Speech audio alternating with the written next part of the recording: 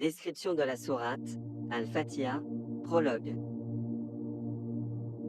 La sourate Al-Fatiha, que l'on peut traduire littéralement par le prologue, ou l'ouverture est la première sourate en position dans le Coran, juste avant sourate Al-Baqarah, la vache.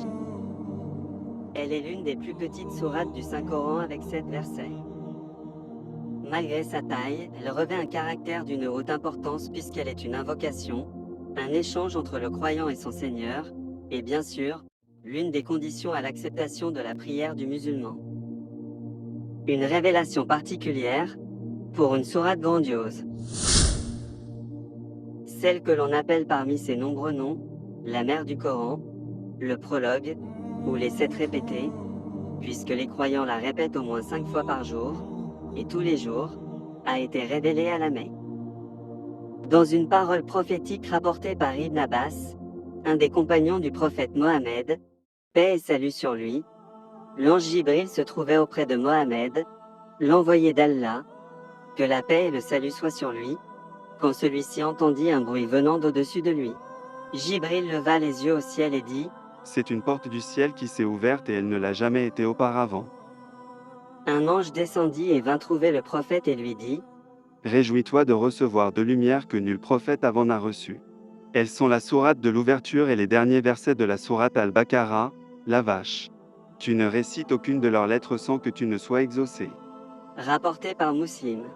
Al-Fatiha est donc également une lumière, et représente une sourate complète qui, contrairement aux autres sourates, doit être toujours récitée en entier, alors qu'une autre partie du Coran peut être coupée ou récitée par morceaux choisis.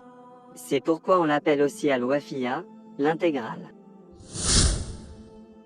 Lors de l'accomplissement de la prière, elle peut être récitée seule, sans rien lui rajouter comme verset du Coran, alors qu'aucune autre sourate ne peut être récitée sans Al-Fatiha pendant une unité de prière.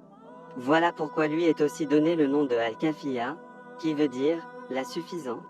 Elle suffit à elle seule pour prier chaque unité de prière, alors qu'aucune autre sourate ne peut suffire sans réciter Al-Fatiha. Cela fait d'elle une sourate aux nombreuses particularités, dont le croyant ne saurait se passer. Celui qui prie sans réciter la mère du Coran, Quran, et dans une autre version, la liminaire du Coran, sa prière est incomplète et non valide.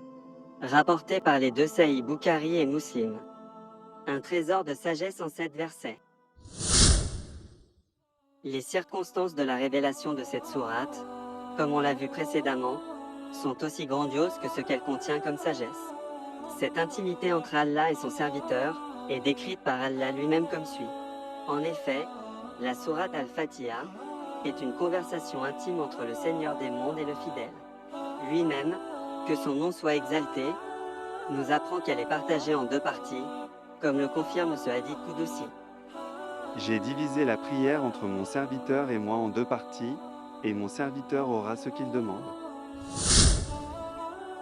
Qudusi veut dire que c'est une parole prophétique dans laquelle l'envoyé d'Allah rapporte exactement une parole d'Allah, sans rien y ajouter. Qu'elle ait été révélée ou inspirée, le prophète en retranscrit l'essence.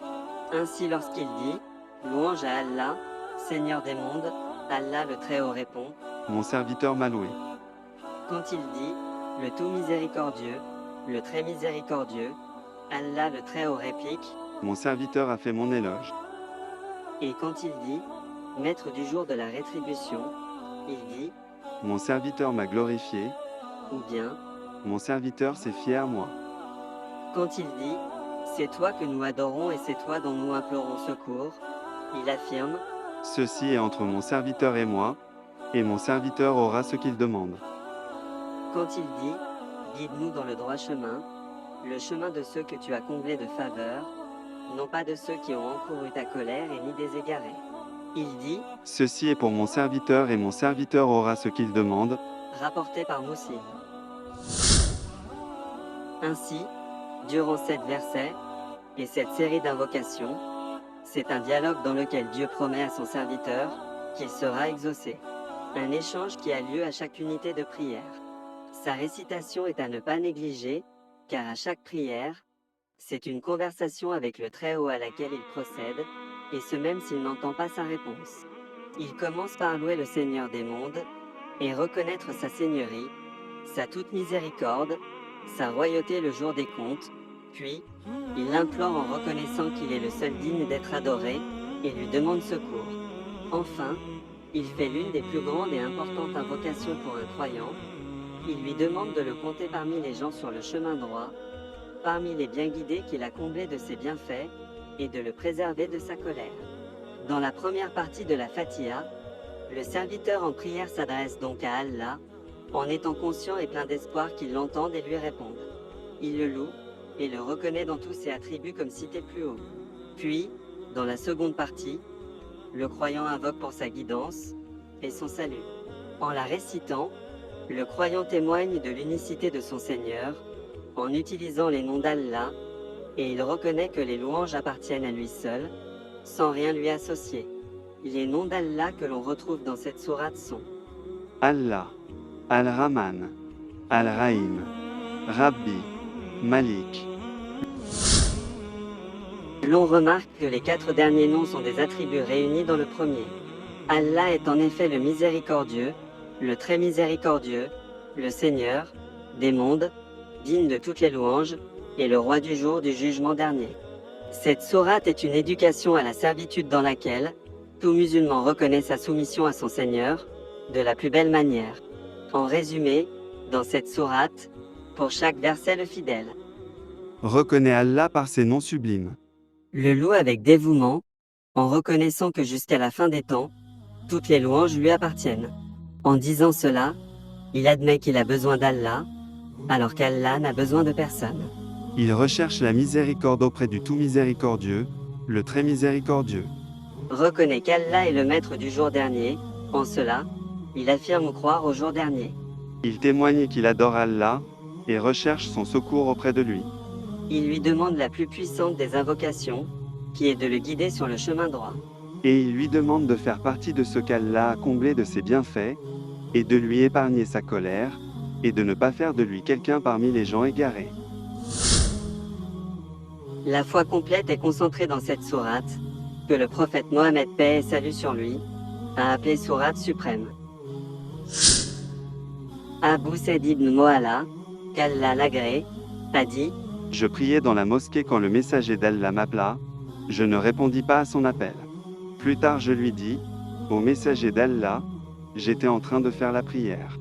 il dit, Allah n'a-t-il pas dit, répondez à Allah et son messager lorsqu'il vous appelle. Sourate 8 verset 24. puis il dit, Avant de quitter la mosquée, je vais t'apprendre la sourate suprême du Coran. Il prit ma main et s'apprêtait à quitter la mosquée. Je lui demandai, ne m'as-tu pas dit que tu allais m'apprendre la plus grande sourate du Coran?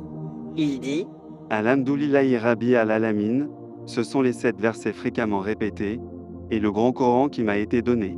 rapporté par Al-Bukhari. Informations complémentaires sur la sourate Al-Fatiha. Les noms les plus répandus de cette sourate grandiose, qui lui ont été donnés par Allah lui-même, glorifié soit-il, le prophète, paix et salut sur lui, ainsi que ses compagnons, qu'Allah les agrée tous sont. Fatihatul Kitab. L'ouverture du livre, du Coran, Al Kitab. La mère du livre, Coran. As-Sahaba al-Matani. Laissez répéter, car elle est composée de 7 versets que le musulman répète dans chaque unité de prière, tout au long de la journée. Alhamd. Car elle commence par Alhamdulillahi Rabbi, louange à Dieu, Seigneur. Al-Wafiya, l'intégrale, car elle est la seule à avoir été révélée en une fois, et doit absolument être récitée en une fois sans la couper pendant la récitation. Al-Kafiya, la suffisant, elle réunit pour le croyant tout ce dont il a besoin de savoir et peut être récitée seule.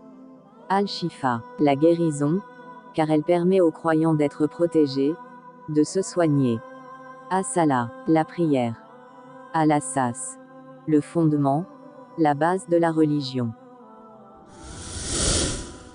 La Fatiha est une sourate dont la récitation est primordiale, à chaque moment de la journée, mais aussi un enseignement dont le musulman ne cesse de méditer sur ses sens, et ses sagesses durant toute sa vie. N'oubliez pas de vous abonner. et d'activer la cloche de notification pour ne plus rater aucun de nos prochaines vidéos.